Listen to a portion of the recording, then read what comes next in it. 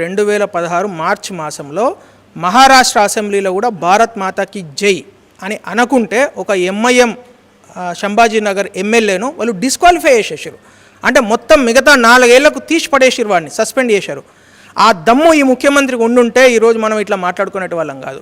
ఈ ముఖ్యమంత్రికి దమ్ము లేదు కాబట్టి, ఈ ప్రభుత్వానికి కొంచెం కూడా సోయి లేదు కాబట్టి ఇప్పుడు వాళ్ళు ఏం చేస్తున్నారు, వాడు వందే మాతరం గీతం జరుగుతున్నప్పుడు మనం అసలు అవమానం చేస్తాడు, అవమానకరంగా బయటకు వెళ్ళిపోతారు.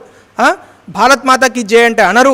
ఆ తర్వాత గవర్నర్ గారిని గౌరవించరు. భారత రాజ్యాంగం అంటే గౌరవం ఉండదు. వాళ్ళకి ఏం కావాలి, షరియా చట్టం అమలు కావాలి. వాళ్ళకి ఏం కావాలి, రోహింగ్యాలకు ఓటర్ ఐడి కార్డులు ఇవ్వాలి. వాళ్ళకి ఏం కావాలి, పాకిస్తాన్ ఐఎస్ఐ తీవ్రవాదులు ఓల్డ్ సిటీలో మంచిగా కాలు మీద కాలు వేసుకొని బతకాలి. ఇది ఎంఐఎం గూండాలకు కావాల్సిన హైదరాబాద్. కానీ హైదరాబాద్ అనేది భారతదేశంలో ఉన్నది. భారత రాజ్యాంగం అమలు చేయాలి. ఇక్కడ డాక్టర్ భీమ్రావ్ రామ్జీ అంబేద్కర్ గారు ఇచ్చిన రాజ్యాంగం అమలు చేసే దమ్ము ఈ ప్రభుత్వానికి ఉంటే వాళ్ళు ఈ పనులు చేయరు. సో ఇది 100% ప్రభుత్వానిదే బాధ్యత. ముఖ్యంగా ముఖ్యమంత్రి రేవంత్ రెడ్డి గారి బాధ్యత.